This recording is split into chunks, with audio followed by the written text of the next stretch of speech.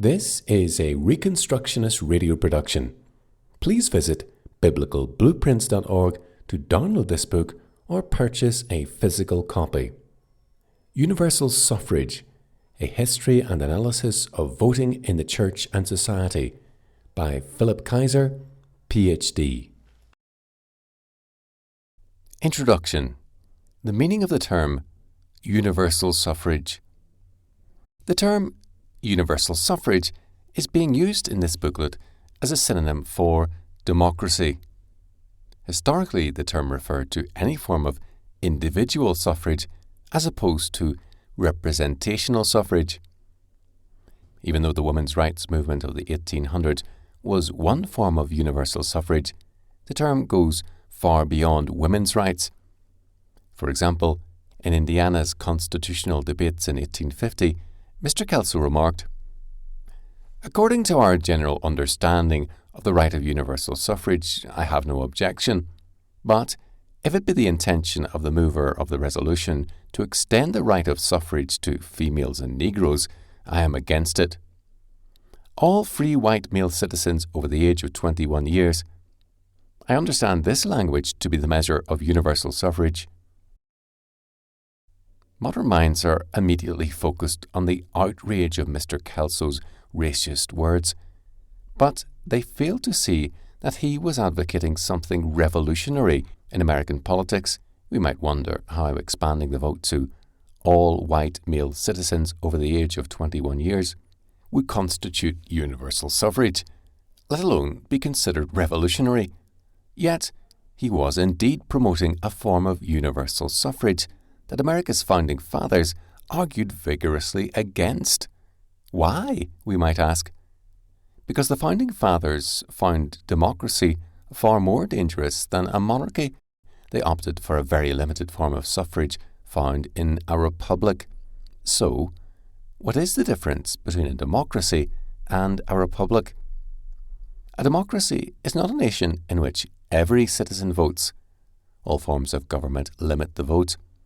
For example, Australia is a democracy, yet it keeps the vote away from citizens who are under the age of 18, who are mentally handicapped, or who have committed felony crimes. Almost all democracies have such limitations. They also limit the vote to citizens and deny the vote to long-term residents who are not citizens. The difference between a democracy and a republic is not primarily in how many people can vote. Most early democracies only recognized a male vote. The difference can be summarized partially in the following two contrasts. A democracy is a nation of individuals in relationship with a government. A republic is a nation of governments, whether family or state, in relationship with a government. A democracy can override minority rights by majority vote. A republic recognizes rights that can never be changed by any vote.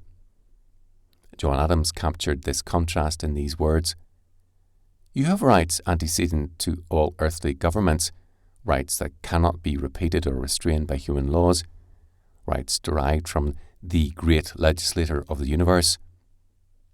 For example, in early America, United States senators were chosen by the state legislatures, a lower government, not by the citizens. This was representational government, in which a lower government elected someone to represent it. State legislatures were elected by men who represented families, a lower government, not simply individuals. But all citizens are protected from the government by the limitations of the Constitution. As we will see in this booklet, the differences between an individualistic approach to suffrage and a representational approach has profound ramifications. Universal suffrage in a congregation or in a state is a fairly recent phenomenon. Though the Arminians of Holland toyed with this practice, and though strong advocates for women's suffrage could be found in the 1800s, it was not until the 1900s that there was any significant movement toward universal suffrage in either church or state. History in the United States of America. It is well known that early American states denied the vote to women, slaves, and children. What is not quite so well known is that the vote was denied to most men. Though the conditions for voting varied from state to state, it was clear that there was strong prejudice against democracy.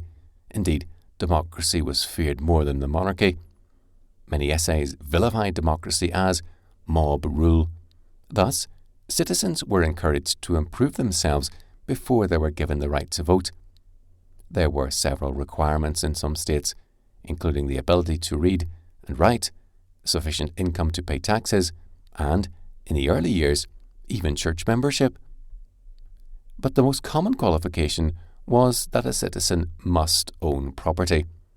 The following quote from John Adams gives a little insight into the 18th century mind. The same reasoning which will induce you to admit all men who have no property to vote with those who have will prove that you ought to admit women and children, for, generally speaking, women and children have as good judgments and as independent minds as those men who are wholly destitute of property, these last being to all intents and purposes as much dependent upon others, who will please to feed, clothe, and employ them, as women are upon their husbands, or children on their parents. Depend upon it, sir, it is dangerous to open so fruitful a source of controversy and altercation as would be opened by attempting to alter the qualifications of voters. There will be no end of it. New claims will arise. Women will demand the vote.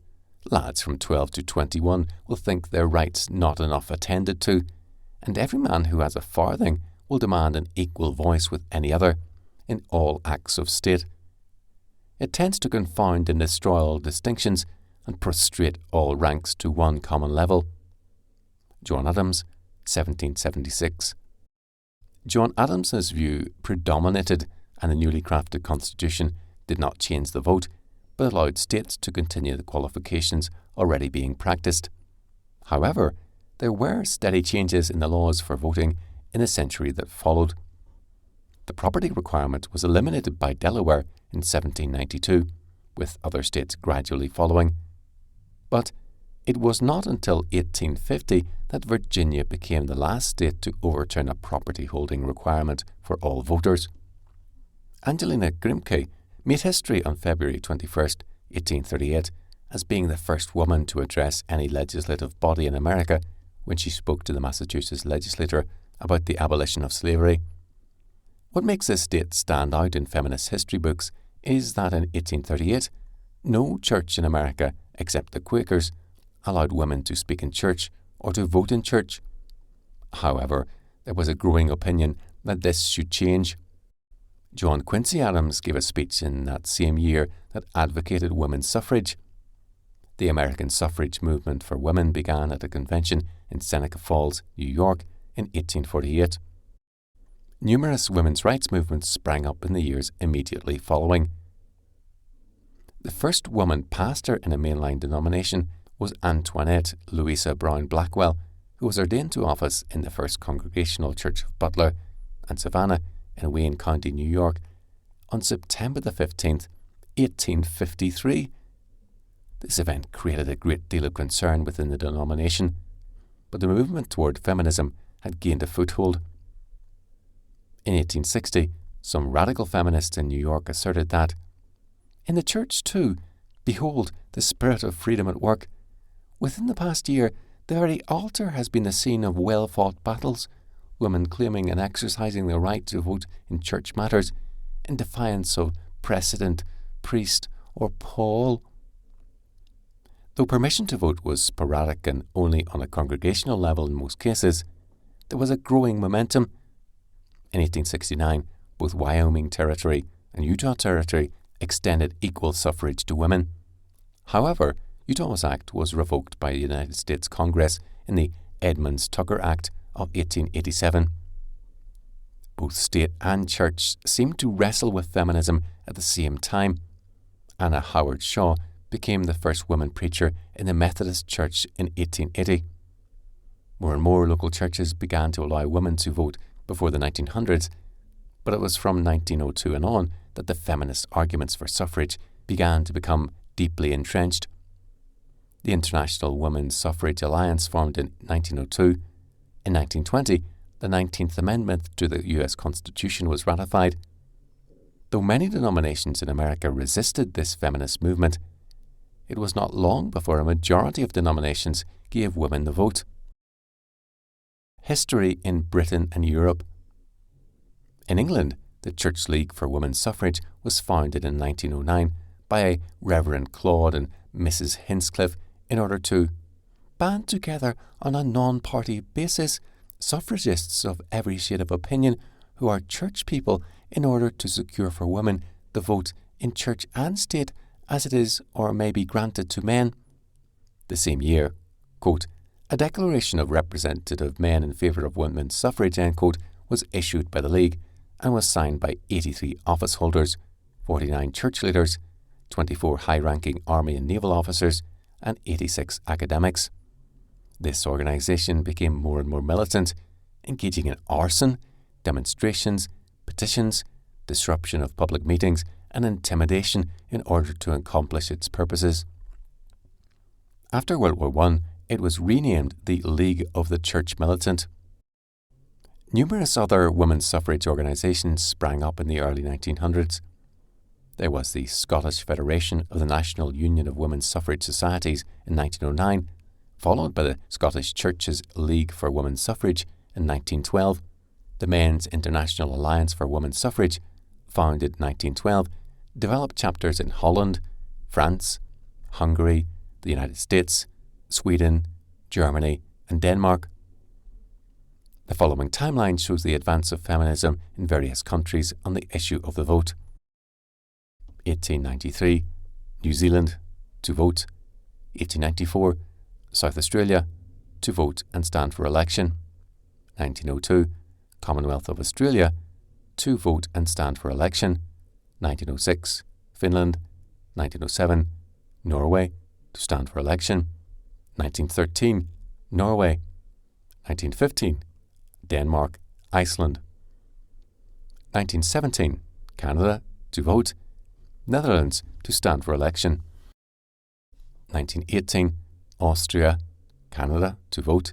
Estonia, Germany, Hungary, Ireland, Kyrgyzstan, Latvia, Lithuania, Poland, Russian Federation, United Kingdom.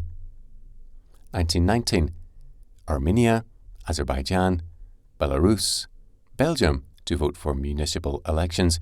Georgia, Luxembourg, Netherlands, to vote. New Zealand, to stand for election. Sweden, Ukraine. 1920, Albania, Canada, to stand for election. Czech Republic, Iceland, Slovakia, United States of America, to vote. 1921, Belgium, to stand for election. Sweden. 1922, Irish Free State. 1924, Kazakhstan, Mongolia, St. Lucia, Tajikistan. 1927, Turkey. 1928, United Kingdom. 1929, Ecuador, Romania. 1930, South Africa, whites, Turkey, to vote. Greece, to vote for municipal elections. 1931, Chile, Portugal, Spain, Sri Lanka. 1932, Thailand, with first constitutional monarchy, Brazil, Maldives, Uruguay. 1934, Cuba, Portugal, Turkey, to stand for election. 1935, Myanmar, to vote. 1937, Philippines. 1938, Bolivia, Uzbekistan. 1939, El Salvador, to vote. 1941, Panama. 1942, Dominican Republic. 1944, Bulgaria, France, Jamaica. 1945, Croatia, Guyana, to stand for election. Indonesia, Italy, Japan, Senegal, Slovenia, Togo. 1946, Cameroon, Democratic People's Republic of Korea, Djibouti, to vote. Guatemala, Liberia, Myanmar, to stand for election. Panama, Romania, the FYR of Macedonia, Trinidad and Tobago, Venezuela, Vietnam, Serbia, Montenegro. 1947, Argentina, Japan, Malta, Mexico to vote, Pakistan, Singapore. 1948, Belgium, Israel, same year of independence, Niger, Republic of Korea, Seychelles, Suriname. 1949, Bosnia and Herzegovina, Chile, China, Costa Rica, Syria to vote. 1950, Barbados, Canada to vote, Haiti, India. 1951, Antigua and Barbuda, Dominica, Grenada, Nepal, St. Kitts and Nevis, St. Vincent and the Grenadines. 1952, Bolivia, Côte d'Ivoire, Greece, Lebanon. 1953, Bhutan, Guyana to vote, Mexico to stand for election, Syria. 1954, Colombia, Belize, Ghana. 1955, Cambodia, Ethiopia, and Eritrea as then part of Ethiopia, Honduras, Nicaragua, Peru, Greece. 1956, Benin, Comoros, Egypt, Gabon, Mali, Mauritius, Somalia. 1957, Malaysia, Zimbabwe to vote. 1958, Burkina Faso, Chad, Guinea, Laos, People's Democratic Republic, Nigeria, South. 1959, Madagascar, San Marino to vote, Tunisia, United Republic of Tanzania. 1960, Canada, Indian Canadians to stand for election, Cyprus, Gambia, Tonga. 1961, Bahamas, Burundi, El Salvador to stand for election, Malawi, Mauritania, Paraguay, Rwanda, Sierra Leone. 1962, Algeria, Australia, Aboriginals, Monaco, Uganda, Zambia. 1963, Afghanistan, Congo, Equatorial Guinea, Fiji, Iran, Kenya, Morocco, Papua New Guinea to stand for election. 1964, Bahamas, Libya, Papua New Guinea to vote, Sudan. 1965, Botswana, Lesotho. 1967, Democratic Republic of the Congo to vote, Ecuador, Kiribati, Tuvalu, Yemen, Democratic People's Republic. 1968, Nauru, Swaziland.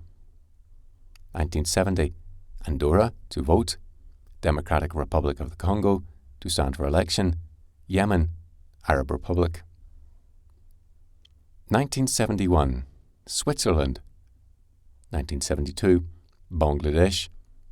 1973, Andorra to stand for election, San Marino to stand for election. 1974, Jordan, Solomon Islands. 1975, Angola, Cape Verde, Mozambique, Sao Tome and Principe, Vanuatu. 1976, Portugal. 1977, Guinea-Bissau. 1978, Nigeria, North, Republic of Moldova, Zimbabwe to stand for election. 1979, Marshall Islands, Micronesia, Federated States, Palau. 1980, Iraq, Vanuatu. 1984, Liechtenstein, South Africa, Coloureds and Indians. 1986, Central African Republic, Djibouti to stand for election. 1989, Namibia. 1990, Samoa, Switzerland. 1993, Kazakhstan, Republic of Moldova. 1994, South Africa, Blacks. 1997, Qatar, Eritrea, stipulated by sovereign constitution. 2002, Bahrain. 2003, Oman. 2005, Kuwait. 2006, United Arab Emirates. 2007, Qatar. Reformed theologians on the importance of the issue, undermines representational principle. Reformed churches have generally believed that the New Testament presents voting as a leadership/representational issue that was only appropriate for men. See Acts 1:16, 23, 14:23. Greek, 1 Corinthians 14:34 and 35, 1 Timothy 2:11 and 12, and 1 Corinthians 11:3-16. And that this New Testament practice was simply the continuation of the Old Testament practice of voting by the heads of households. See, for example, the implications of 2 Samuel 16:18, Deuteronomy 1:13, 27:4, Joshua 24:15, Judges 9:2, 3 and 6, 1 Samuel 11:1, 2 Samuel 16:18, 17:14, 19:14, 42 and 43, 1 Kings 1:9. In their minds, this automatically ruled out the vote for children, since children must not rule over men, Isaiah 3:4 and 12. And it also ruled out the vote for women, since they were not to exercise authority over men, 1 Corinthians 14:34 and 35, etc. However, in the last 150 years of feminism, democracy and socialism have gained such an influence in society that Reformed denomination after denomination has reversed this ancient practice of voting by head of household. Now it is common practice to give the vote to all communicant members. Undermines family role in the church. R.L. Dabney complained about the new innovations that were taking place in his day and said that universal suffrage is not only unbiblical, but that it is also highly destructive of the family's position in the church. The leadership of a father as the representative of his family within the church is completely removed when he no longer casts the only vote for his family. Churches with universal suffrage are no longer made up of families, they are made up of individuals. This is why modern churches feel free to bypass the father and to work directly with the children and the women. If the family can bypass the father's leadership in the church by way of representation, is there any logical reason why the church cannot bypass the father's leadership by way of ministry? It is no wonder that family interests are being unwittingly undermined in most modern American churches through women's and youth ministries. The church is no longer a republic, it is a complete democracy. Family members can cancel out each other's vote, thus breaching the family solidarity. Family integrated churches are beginning to recognize the many destructive forces that are at work in modern churches. Universal suffrage is one of them. Undermines the regulative principle of government. Perhaps one of the most important doctrines to come out of the Reformation was the regulative principle of government. That is, churches only have the authority to do what is explicitly authorized in the Bible. Big church government was just as anathema to the Reformers as big state government. So the Reformers insisted that it was not enough to say that the Bible didn't forbid a given church practice.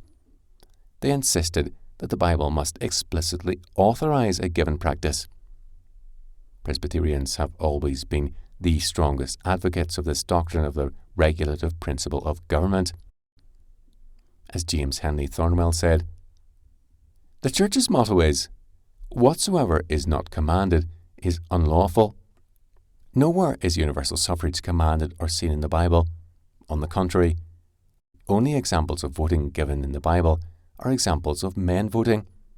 The implications of one's stand on voting are enormous. Old Testament position.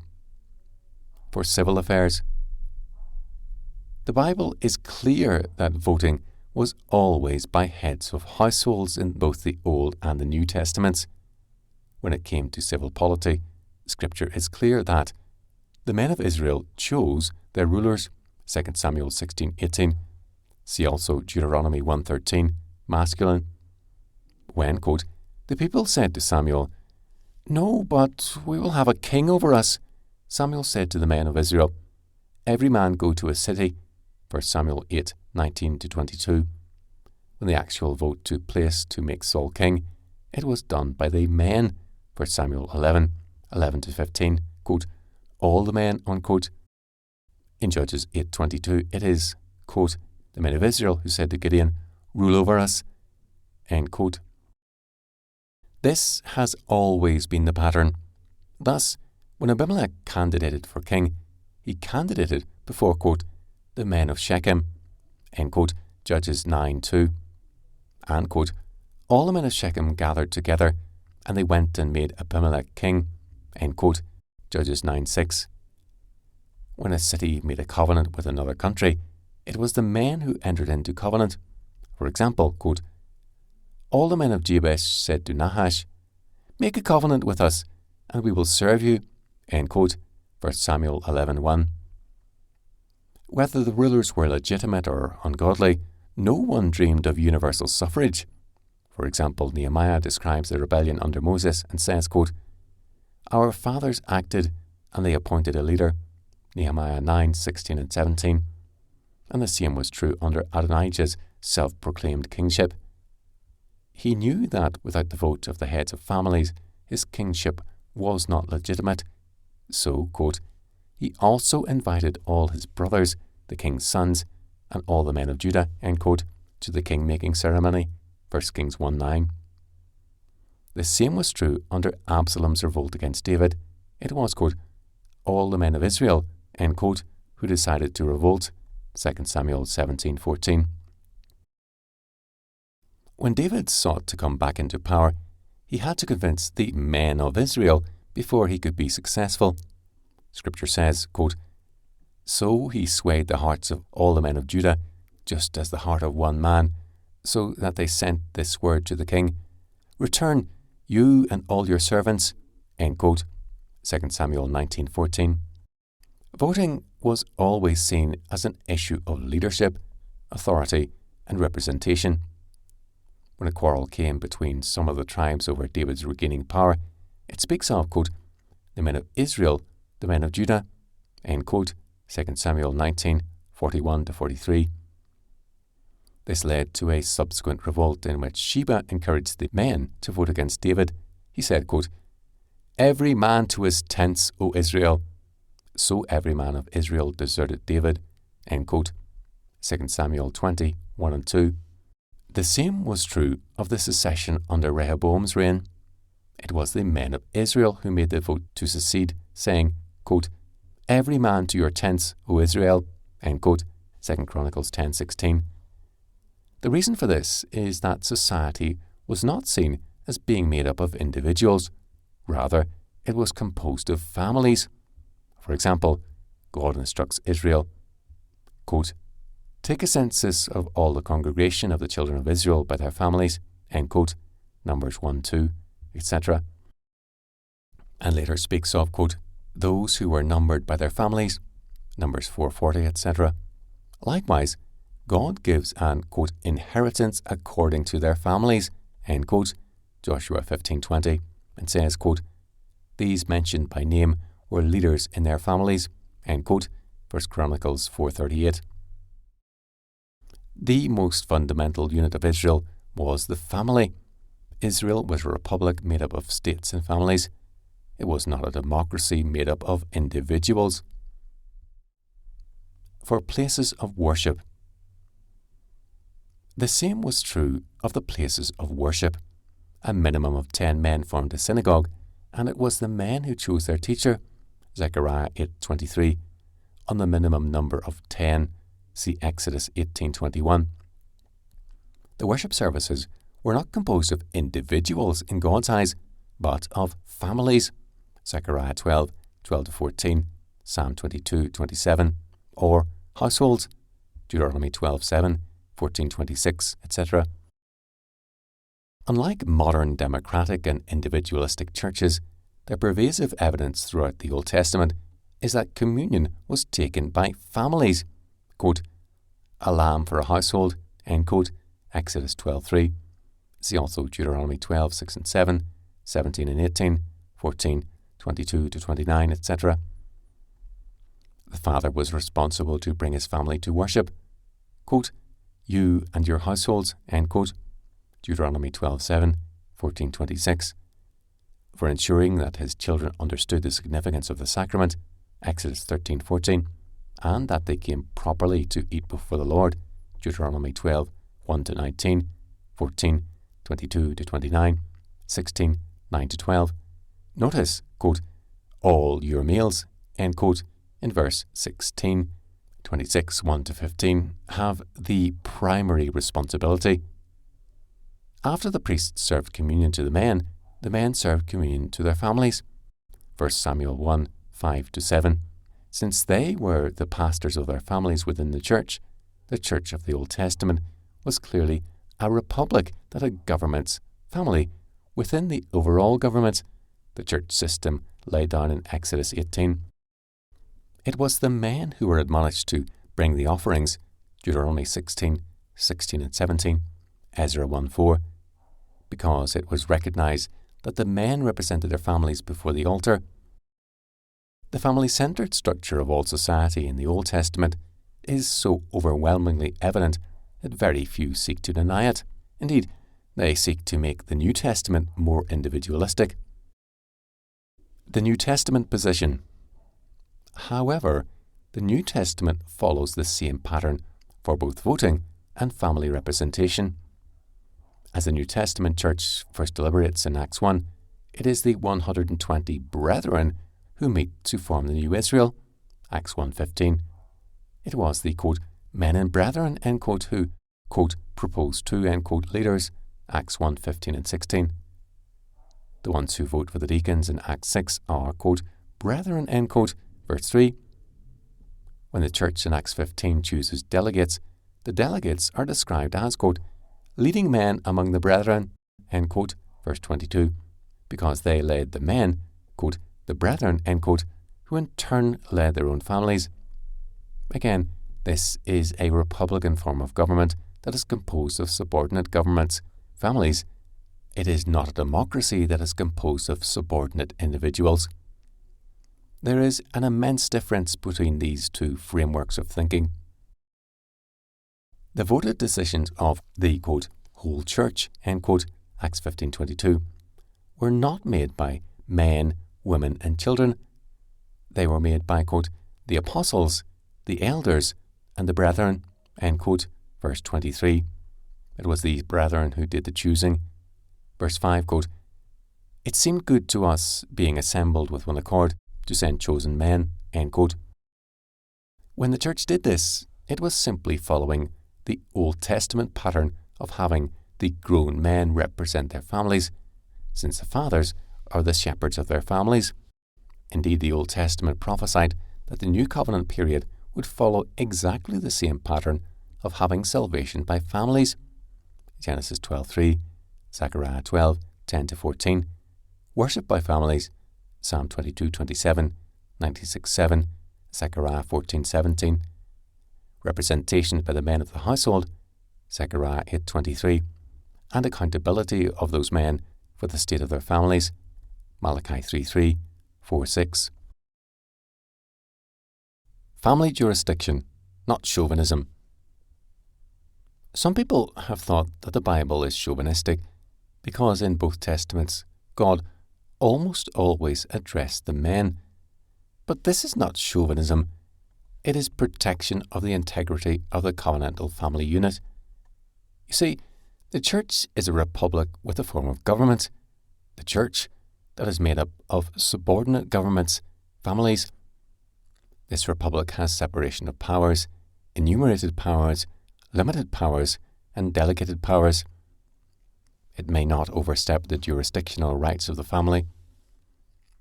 The family continues to be its own unique government, even when it joins the church.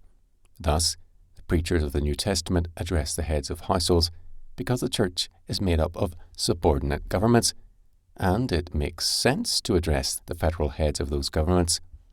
Thus, in the book of Acts, we find the apostles addressing men and brethren, Acts 1:16, men of Judea, Acts 2:14, men of Israel, Acts 2:22, men and brethren, Acts 2:29, men of Israel, Acts 3:2, Acts 3:12, etc., despite the fact that women were present.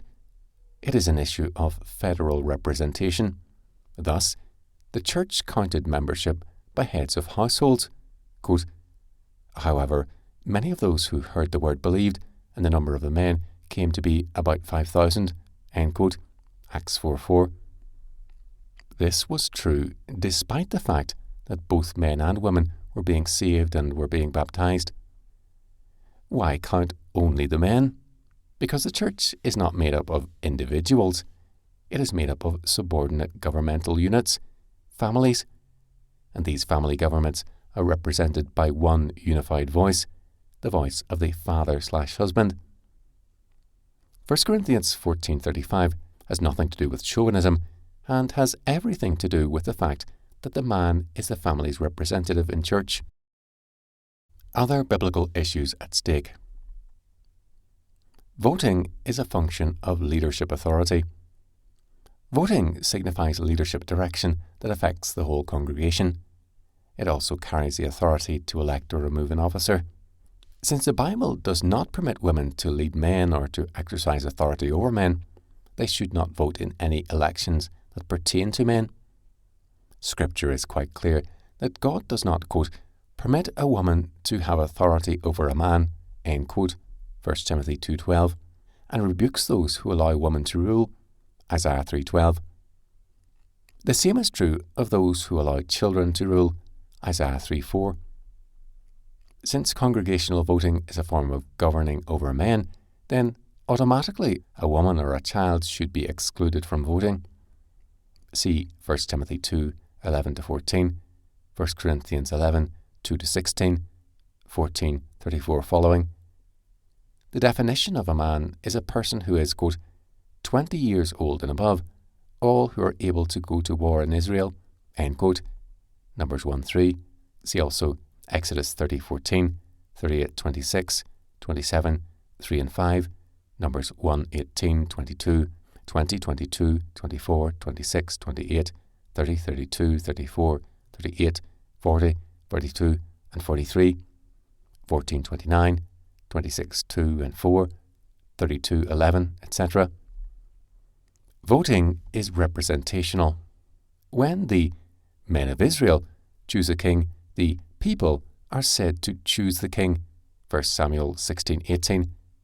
The voted decisions of the whole church, Acts 15:22, were not made by men, women, and children. They were made by, quote, the apostles, the elders, and the brethren, end quote, verse 23. In other words, they represented the people with their votes. Their actions are treated as the actions of those who they represent, just as, quote, representatives of the congregation, end quote, Numbers 16:2, must represent the congregation when they vote, and just as, quote, leaders of the tribes, end quote, Numbers 7:2, must represent their tribe's interests, so too the, quote, heads of their fathers' houses, end quote, 1 Chronicles 7:2, 7, 9, and 11, etc., must represent their families. This would ordinarily be done by men. Are there exceptions to male representation? 3 evidences that do not allow an exception. But this raises an interesting question. When the man of the house is absent or dead, may another representative from the family vote? May single mothers vote? After all, does not her family deserve to be represented? This argument seems logical, and if representation were the only issue involved in voting, this would be a strong argument in favour of allowing any head of household to vote and or any representative child chosen by the family to vote. However, there are 3 problems with this line of reasoning. Voting also involves leadership and authority.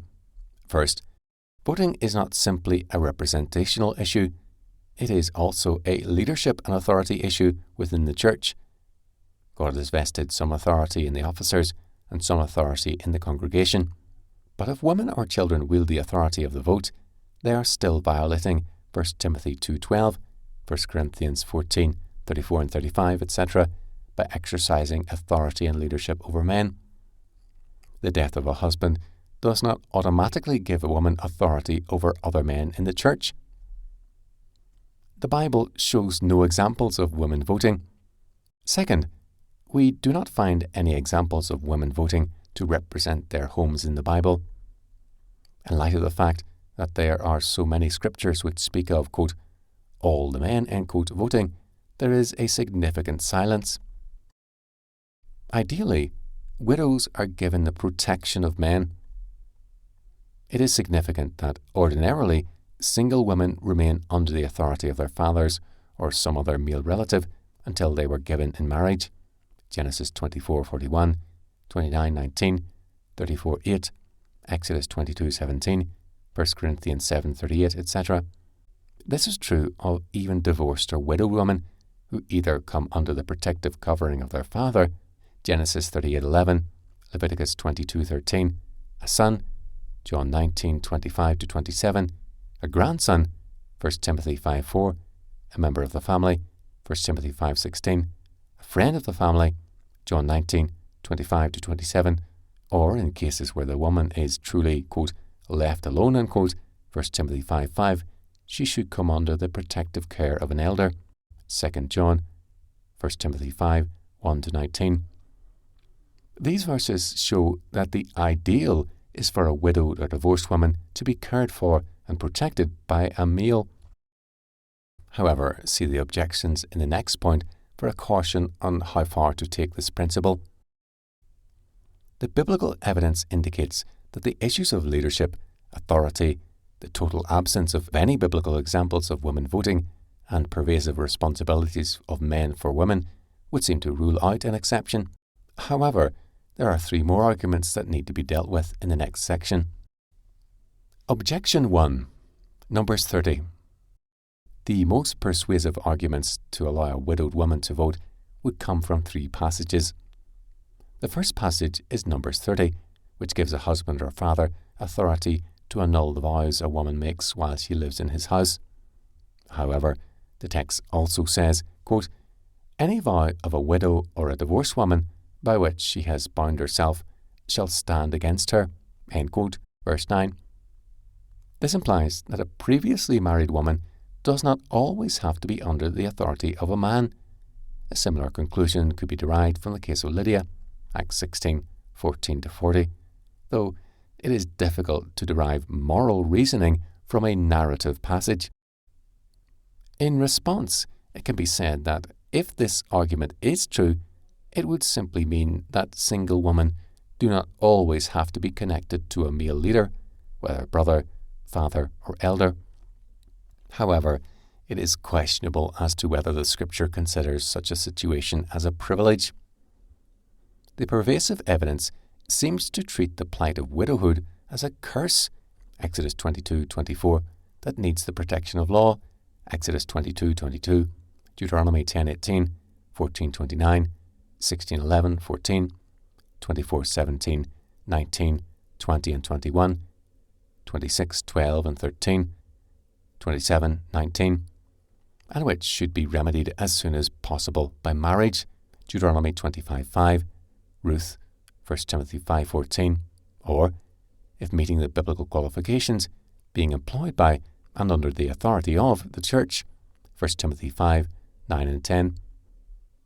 The scriptures given in the previous section assume that being under a care of a male is the ideal. However, we will grant that this is not always possible. Does such an exception allow the woman to vote? The simple answer is that coming out from the authority of a husband, or in the case of an orphan, a father, does not convey any additional authority or leadership over men. If anything, Numbers 30 strongly reinforces the position of this paper that the Bible assumes male authority. Leviticus 22:13 implies that a widow will come under the protection of her father. There is no reason why a widow who cannot find familial representation cannot convey her concerns to an elder in the church. The purpose of this paper is to determine if there is any positive evidence for female voting. To this point, we have found none. Objection 2. 2 John. The second objection is that it would be inappropriate for an elder of the church to act on family matters contrary to a family's desires. Even the single mother in 2 John is treated as having an intact family, as opposed to a merged family. The elder, verse 1, does not go beyond his authority to exhort, to plead, verse 5, and to instruct. Though 2 John shows a protective concern for her and her children, the elder respects her authority over the home. Indeed, the admonitions are much the same as those given to the male head of house in 3 John. This implies that the church, as represented by John, the elder, is relating to the woman's family in much the same way that the church relates to any other family. All would acknowledge that the family has not dissolved just because the husband has died. While all of the preceding is true, there is a difference between a widowed or divorced woman having authority over her own children and the same woman having authority over other men and families through the use of the vote. This objection is helpful in showing the integrity of a family even when there is only a single mother, but it fails to show how this would warrant voting. Objection 3, Numbers 27. Third, the situation of the daughters of Zelophehad in Numbers 27 implies that legal transactions ordinarily left to the authority of a man are allowed to be made by women if there is no father or husband to represent them. The issue at stake was clearly an issue that belonged to the authority of men, yet God allowed an exception to take place, verses 7 to 11. In response, it may be said that there are many other examples of women having authority over property. Genesis 31:15, Numbers 36:8, Joshua 17:6, Job 42:15, Luke 15:18. But those situations did not allow for a vote. Why would this case be different? Secondly, the daughters of Zelophehad did not exercise authority over other men. Thirdly, a clarification was given in Numbers 32 for the situation in Numbers 27. This clarification made it clear that God did not want this exception abused. He wanted the legal rights of the tribe and family to be maintained through the male line. So, the case of the daughters of Zelophehad actually proves the opposite of what women's suffrage advocates intend. Objection 4. Communion ushers us into all the privileges of membership. A fourth objection that is frequently heard in PCA circles is that admittance to the Lord's table ushers us all into the privileges of membership, including the right to vote. However, no scriptural evidence has ever been given, despite an overture to the General Assembly to erect a study committee to show the biblical evidence. In light of the PCA's insistence that nothing may be law in the Church that does not have the explicit warrant of Scripture, this refusal to give Scripture is ironic. Furthermore, the denomination, which claims to be the heirs of Thornwell and Dabney, is clearly out of agreement with these authors on the issues of voting. They are heirs to a recent innovation of feminism that Dabney stood against. The fact of the matter is that there are many rights that the Lord's table does not confer. It does not confer the right to be nominated to office, to serve as a representative before the court on behalf of an accused, or, in the PCA, to vote on corporate issues. Indeed, the PCA's policy of allowing state law on ages for voting on corporate matters shows that the PCA does not even consider voting to be a fundamental doctrine of the Church, since state law trumps church law when it comes to corporate matters. Many churches have communicants at much younger ages than law allows to vote for corporate issues, and many of these churches have bylaws that make the elders of the church to automatically be the trustees of the corporation. This means that those PCA churches that are incorporated automatically disenfranchise some communicant members. This is of necessity true, since a vote for an elder would at the same time automatically be a vote for a trustee. Besides the unbiblical character of incorporated churches, that is, state churches, this shows an unwillingness to be consistent on the issue of voting. Conclusion. Scripture is clear that the men of Israel choose their leaders, 2 Samuel 16:18. This principle is stated over and over in both the Old and the New Testaments. Though we have left open the possibility that exceptions might be argued, we have not been able to find any biblical examples of anyone other than a male head of household who voted in civil or ecclesiastical elections. Nor have we found any evidence whatsoever that people under the age of 20 were allowed to vote. The biblical evidence appears to confirm that voting is an act of leadership, family representation, and authority. We have found no biblical evidence that voting is tied to the rite of communion.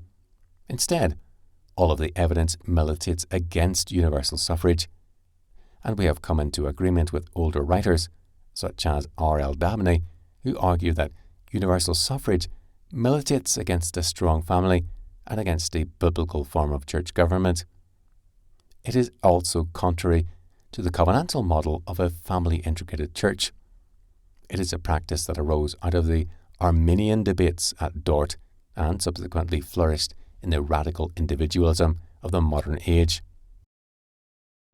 This audio version of Universal Suffrage, A History and Analysis of Voting in the Church and Society, has been produced by Reconstructionist Radio and narrated by Nathan F. Conkey. Please visit biblicalblueprints.org to download this book or purchase a physical copy.